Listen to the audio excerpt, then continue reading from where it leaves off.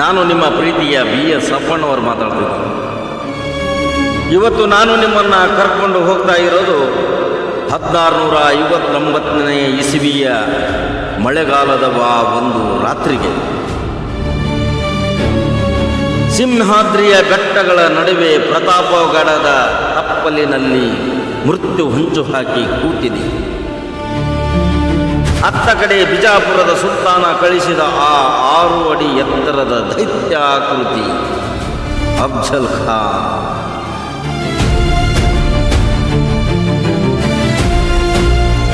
ಇವತ್ತಿನ ಸಾಮಾಜಿಕ ಜಾಲತಾಣಗಳಲ್ಲಿ ನಾವು ಹೀರೋ ಅಂತ ಯಾರನ್ನ ಕರಿತೀವಿ? ಸೆಕ್ಸ್ ಬ್ಯಾಕ್ ಇರೋರನ್ನ ತಾನೆ? ಇಲ್ಲ, ಅಫ್ಜಲ್ ಖಾನ್ ಅನ್ನಂತಹ ಬೃಹತ್ ದೇಹವನ್ನು ಉಳ್ಳವನನ್ನ.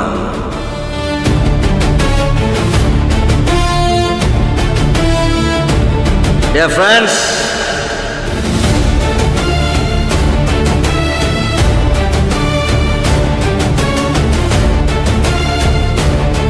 ಆದರೆ ನಿಜವಾದ ವೀರ ಹೇಗಿರಬೇಕು ಅನ್ನೋದಕ್ಕೆ ಅಂದು ಪ್ರತಾಪಗಢದಲ್ಲಿ ನಡೆದ ಘಟನೆಯೇ ಸಾಕ್ಷಿ.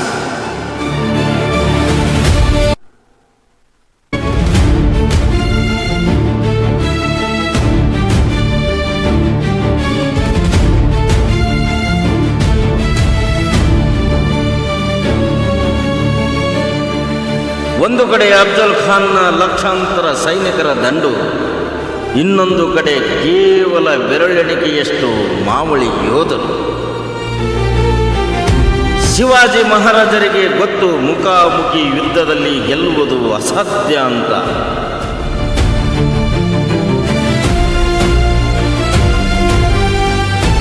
ಖಾನನಿಗೆ ಬೇಕಾಗಿದ್ದು ಒಂದೇ ಒಂದು ಆಹ್ವಾನ. ಶಿವಾಜಿಯನ್ನು ಭೇಟಿಯಾಗುವ ನೆಪದಲ್ಲಿ ಅಪ್ಪಿ ಆಲಿಂಗನ ಮಾಡಿಕೊಳ್ಳುವಾಗ ದೋಸ್ತಿಯ ಹೆಸರಿನಲ್ಲಿ ಕಟಾರಿಯಿಂದ ಬೆನ್ನು ಚುಚ್ಚಿ ಮುಗಿಸುವುದು ಅವನ ಪ್ಲಾನ್ ಆಗಿದೆ.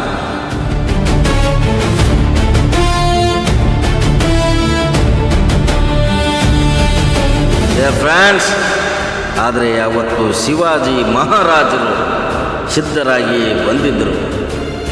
ಆ ಕಠಿಣ ಪರಿಸ್ಥಿತಿಯಲ್ಲಿ ಅವರು ಬಳಸಿದ್ದು ತಮ್ಮ ಮೆದುಳನ್ನು.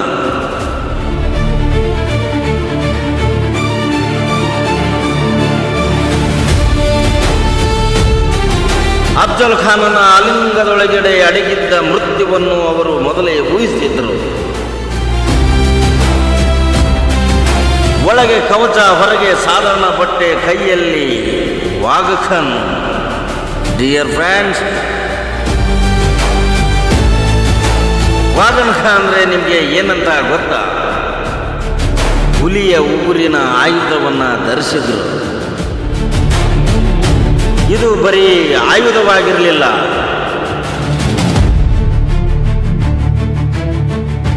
ಇದು ಒಂದು ಸಾಮ್ರಾಜ್ಯದ ಅಸ್ತಿತ್ವದ ಸಂಕೇತವಾಗಿತ್ತು.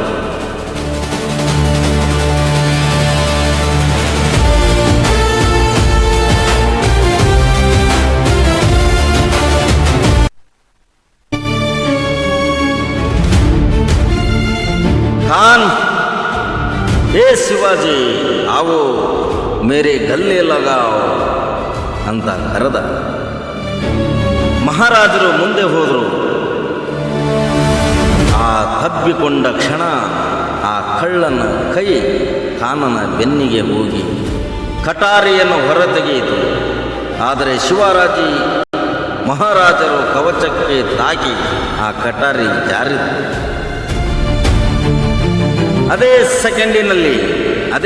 ಸೆಕೆಂಡಿನಲ್ಲಿ ಶಿವಾಜಿಯವರ ಕೈಯಲ್ಲಿದ್ದ ವಾಘಖಾನ್ ಖಾನನ ಹೊಟ್ಟೆಯನ್ನು ಸೀಳಿದ್ದು. ಒಂದು ಸಿಂಹ ತನ್ನ ಬೇಟೆಯನ್ನು ಹಿಡಿದು ಹಾಗೆ ಮಲಗಿಸಿತು.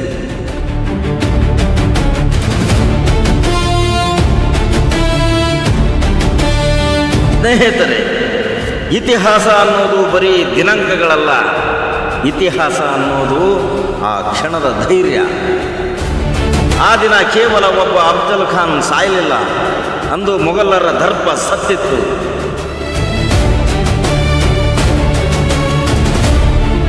ಅಂದು ಹಿಂದೂವಿ ಸ್ವರಾಜ್ಯದ ಕನಸು ನಿಜವಾಗಿತ್ತು. ಶಿವಾಜಿ ಮಹಾರಾಜರು ತಮಗೆ ಏನು ಕಲಿಸಿದರು? ಅನ್ಯಾಯದ ವಿರುದ್ಧ ಹೋರಾಡಲು ಶಕ್ತಿಗಿಂತ ಬುದ್ಧಿ ಮುಖ್ಯ, ಸಂಖ್ಯೆಗಳಿಗಿಂತ ಧೈರ್ಯ ಮುಖ್ಯ ಎಂದು ಕಲಿಸಿದರು.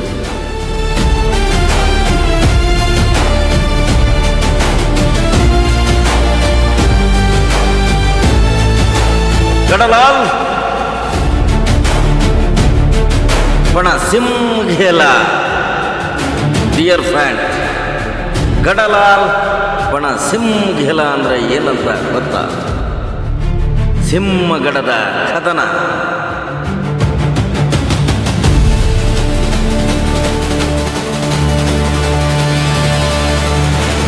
ಸ್ನೇಹಿತರೆ, ಇವತ್ತು ನಾನು ನಿಮಗೆ ಹೇಳಲಿರುವ ಕತೆ ಕೇವಲ ಒಂದು ಕೋಟೆಯ ಕಥೆಯಲ್ಲ.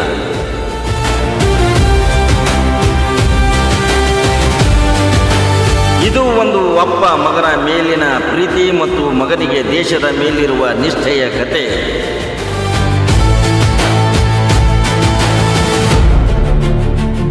ಸಿಂಹಗಡ ಪುಣೆ ಬಳಿ ಇರುವ ಆ ಬೃಹತ್ ಕೋಟೆ, ಆ ಕೋಟೆಯ ಗೆಲ್ಲುವ ಜವಾಬ್ದಾರಿ ಶಿವಾಜಿ ಮಹಾರಾಜರು ಯಾರಿಗೆ ಒಪ್ಪಿಸಿದ್ರು? ತಾನಾಜಿ ಮಲುಸರೆಗೆ.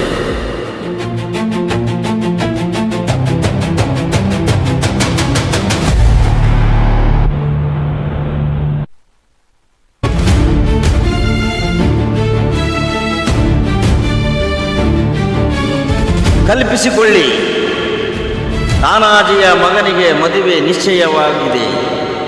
ಆ ಸಮಯದಲ್ಲಿ ಮಹಾರಾಜರು ಬಂದು, ತಾನಾಜಿ ನನಗೆ ಸಿಂಹಗಡ ಬೇಕು ಎಂದಾಗ ತಾನಾಜಿ ಏನು ಹೇಳಿದರು ಗೊತ್ತಾ? ಮಹಾರಾಜ,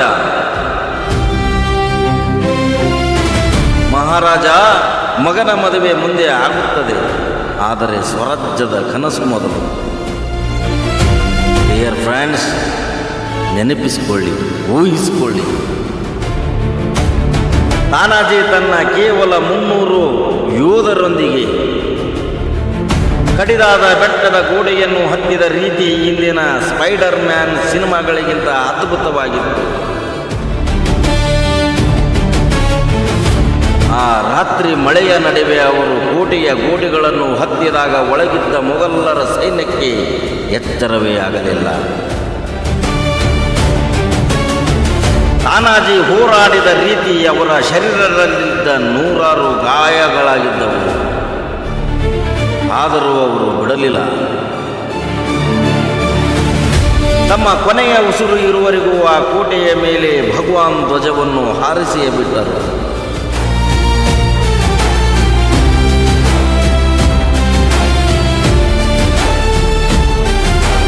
ಯುದ್ಧ ಗೆದ್ದಿತ್ತು, ಆದರೆ ತಾನಾಜಿ ಬಲಿಯಾದ. ಶಿವಾಜಿ ಮಹಾರಾಜರು ಕೋಟೆಯ ಮೇಲೆ ನಿಂತು ನೋಡಿದಾಗ ತಾನಾಜಿ ಇಲ್ಲದಿರುವುದನ್ನು ಕಂಡು ಅಳುತ್ತಾ ಹೇಳಿದ ಆ ಮಾತು ಇಂದಿಗೂ ಇತಿಹಾಸದ ಪುಟದಲ್ಲಿ ಅರಳಿದ ಅಕ್ಷರಗಳಲ್ಲಿ ಬರೆದಿಡಲಾಗಿದೆ.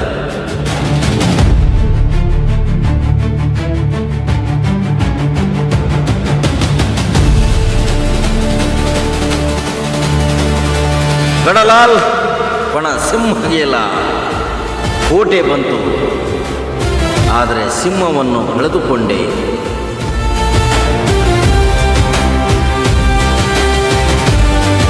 ನೌಕಾಪಡೆಯ ಪಿತಾಮಹ, ಅಲೆಯ ಮೇಲಿನ ಅಧಿಪತಿ ಶಿವಾಜಿ ಮಹಾರಾಜರು ಕೇವಲ ಭೂಮಿಯ ಮೇಲೆ ಅರಳಿದವರಲ್ಲ,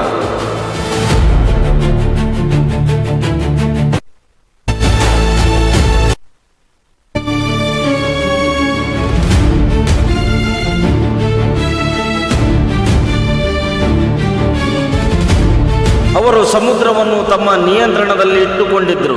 ಆ ಕಾಲದಲ್ಲಿ ಯುರೋಪಿಯರನ್ನ ಮತ್ತು ಸಿದ್ಧಿಗಳನ್ನು ಸಮುದ್ರದ ಮೇಲೆ ಆಧಿಪತ್ಯವನ್ನು ಸಾಧಿಸಿದರು. ಆಗ ಶಿವಾಜಿ ಮಹಾರಾಜರು ಹೇಳಿದ ಮಾತು ಕೇಳಿ, ಯಾರ ಬಳಿ ಸಮುದ್ರದ ಮೇಲೆ ಹಿಡಿತವಿರುತ್ತದೆಯೋ ಅವನೇ ಅಸಲಿ ರಾಜ.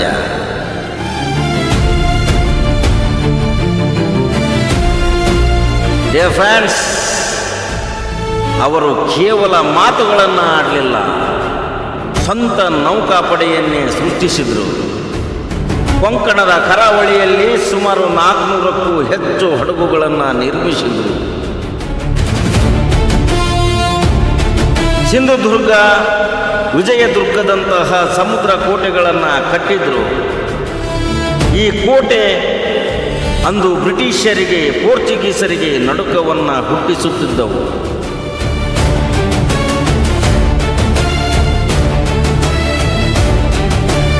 ಒಮ್ಮೆ ಯೋಚನೆ ಮಾಡಿ, ಒಮ್ಮೆ ಯೋಚಿಸಿ ನೋಡಿ.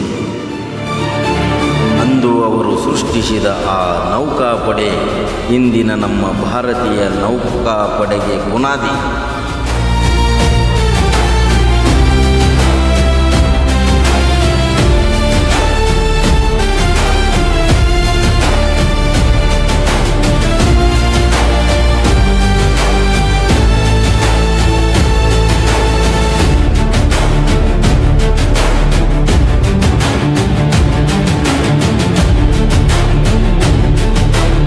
ಶಿವಾಜಿ ಮಹಾರಾಜರು ಸಮುದ್ರದ ಎದೆ ಸೀಳಿ ದ್ವೇಷಿಸಿ ನೌಕೆಗಳನ್ನು ಸಾಗರದಲ್ಲಿ ಓಡಿಸಿದ ಅಪ್ರತಿಮ ನಾಯಕ.